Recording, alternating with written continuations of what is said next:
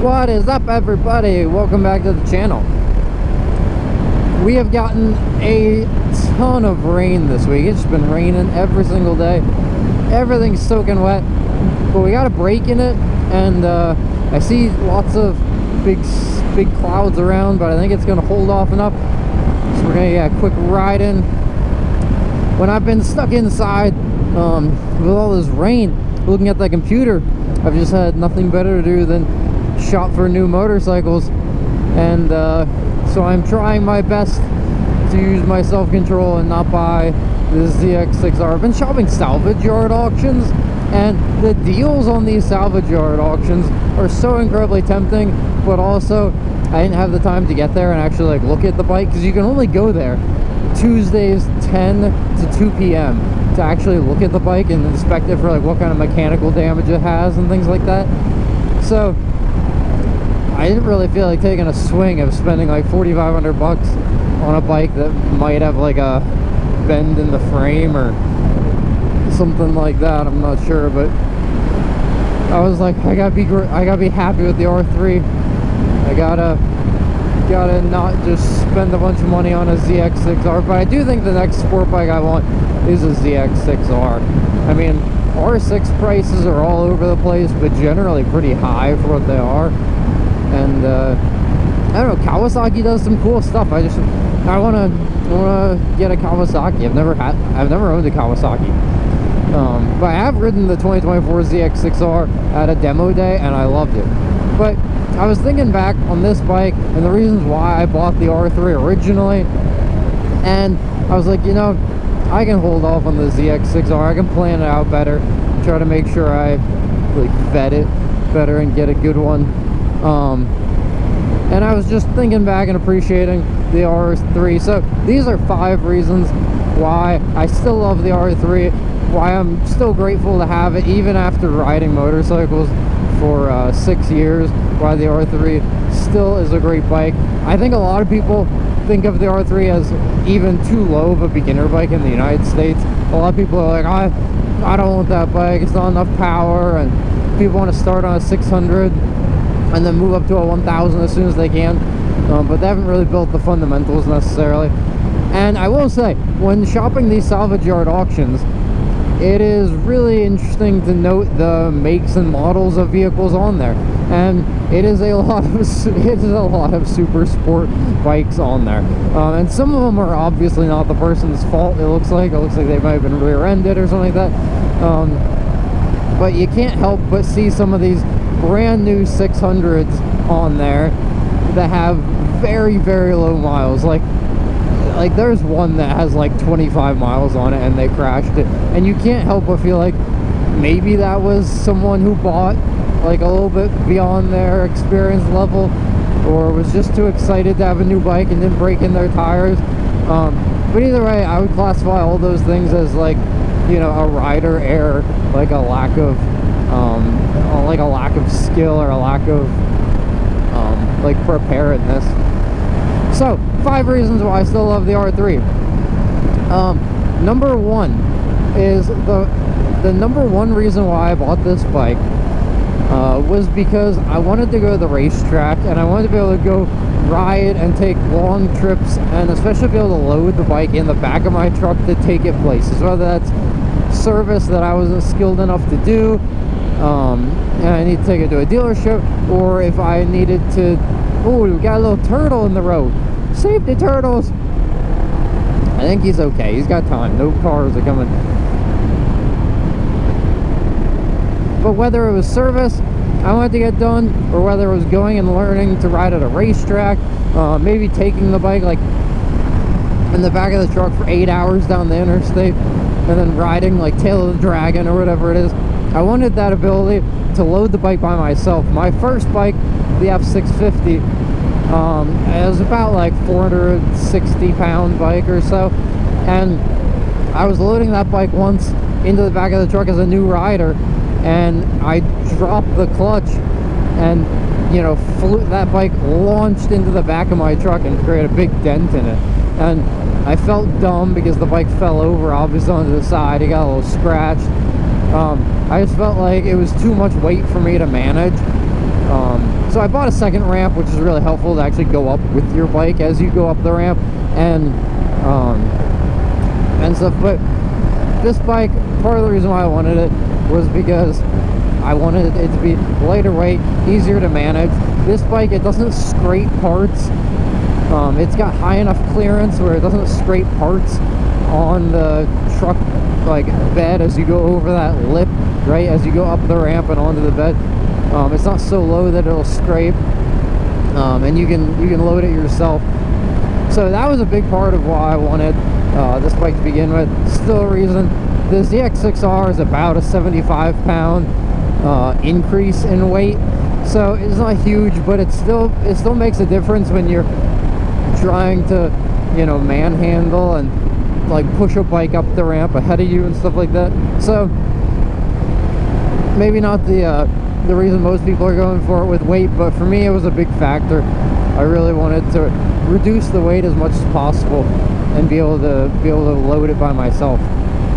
The second reason why I like this bike, and I didn't really think about this when I was a new rider, when I was buying this bike, so it's a consideration that you probably won't consider when you're buying it at first until you live it and you get the speeding tickets. One of the benefits of this bike is it feels reasonably fast still. If you're used to driving like a truck or a normal car, it feels really fast, but it's really not that fast. It kind of struggles to accelerate over like 85 miles an hour.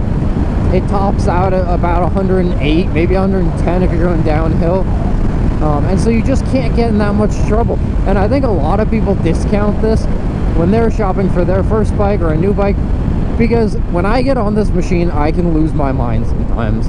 And if you're riding sport bikes, you're probably the same type of person who can lose their mind sometimes riding, where it's just like you had a frustrating day or whatever it is, you just want to go out and blow off some steam, and you find yourself topping out 6th gear. And for me, at least I can't get in that much trouble. Okay, I was doing 100 miles an hour, you know, big deal, you know, you get a ticket. But this bike also decelerates from 100 so fast that it's like, you know, you might get off with like an 85 mile per hour ticket or 90 mile per hour ticket, and that doesn't make a difference, right? And when you have a more powerful bike, you might be tempted to do like, oh, I see people on YouTube or Instagram running from the cops, I'm gonna run from the cops too. And you got a 150 mile per hour bike or so, and you'll find yourself in a lot more trouble, especially if you get in an accident, because if your skill's not that good. So you know, part of it is it's sort of like putting handcuffs on yourself. Not that you're arresting yourself, but you're sort of just limiting your capacity to get into trouble. Because I see a lot of people buy these 600s as their first bike, and then they're like, I'll just run it on like rain mode or B mode or whatever the manufacturer has, and that prevents me from getting in trouble. But you know, you still do have all that power on tap, and at least for myself, I would be topping out a ZX6R. I just know it. Like, I might be like, oh, I have self-control, I can do it, but I just know from experience on this bike that I would be doing it.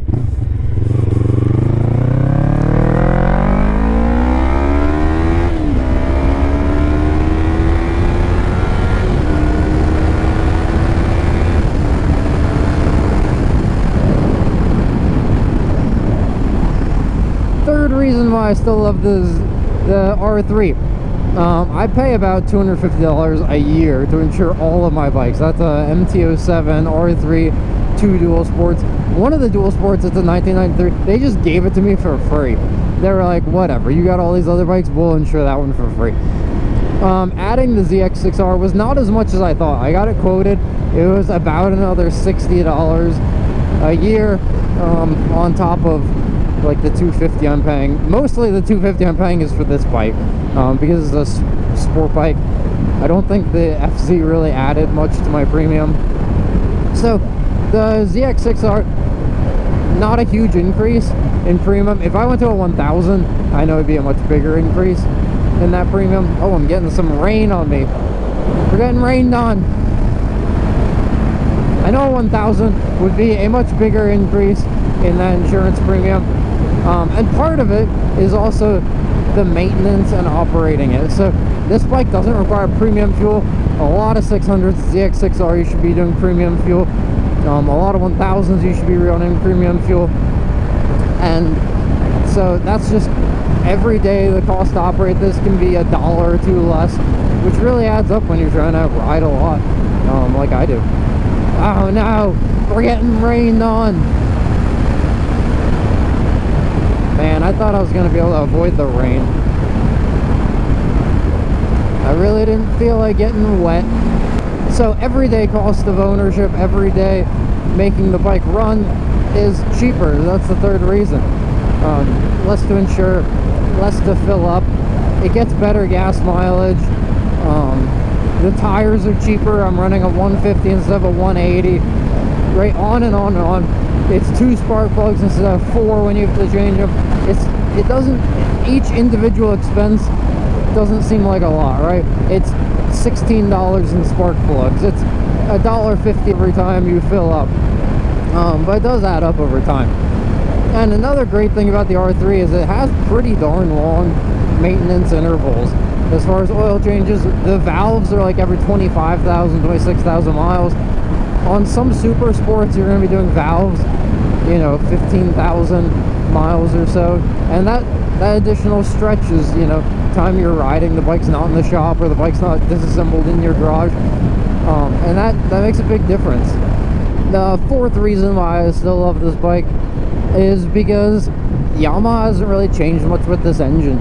It seems like Yamaha's sticking with their 2-cylinder 300, their 2-cylinder like 700-ish, right, in the MT-07, their 3-cylinder like 900cc, and then their 4-cylinder 1000 might be changing because the V4 is in MotoGP. But they're kind of moving to more reuse of engine designs, and so that means that this bike gets a lot of parts on it that are just made and still relevant. When the model year changed, I think we've gone through 3 model year changes now, but same, you know, mechanics of this bike, where it's different, like front fascia and plastics.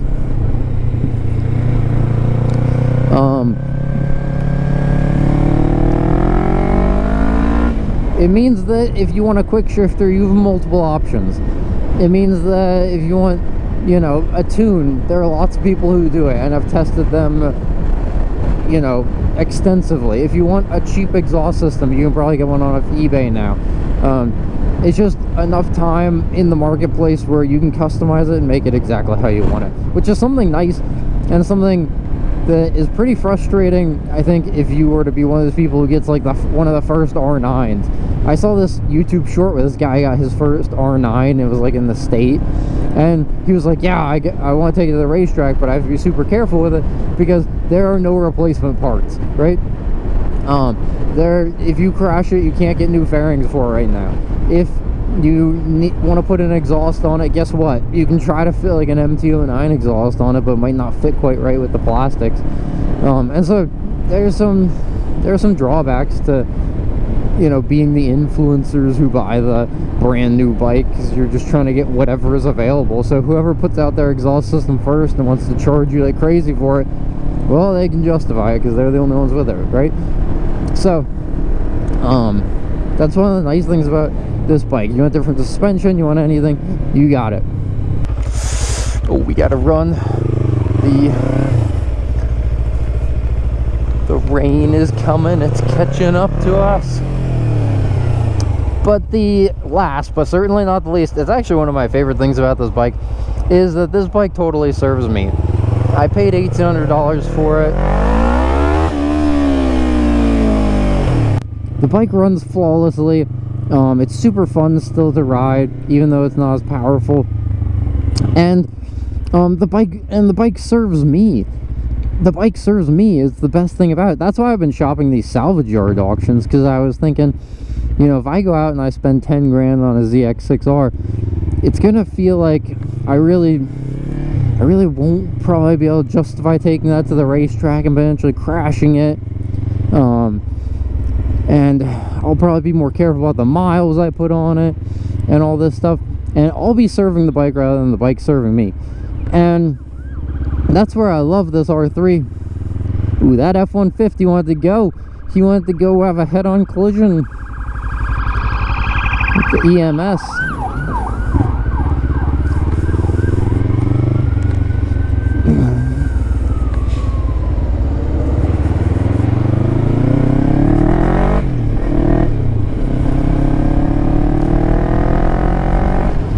But that's why I've been shopping salvage yard auctions, because I thought if anything can serve me as well as this bike, it'll probably be a bike that has that really didn't have that bad of an accident, but has a salvage title, and then it'll be able to serve me, because it has a salvage title. The plastics are already a little bit messed up. I don't mind taking it to the racetrack. So what if it gets a little bit more messed up? That's just justification to put some money into it and make it better. Oh man, something bad must have happened. So anyway, the auction closes today. Been thinking a lot about it and getting that ZX6R, but I don't know, I just hesitate. I don't know, like, I still love this bike. I still have so many more rides I want to do and things I want to film with it, where it would feel like the ZX6 would probably take all my attention. So anyway, curious for your thoughts on it, and thanks for watching, and everyone ride safe. We'll catch you on the next video.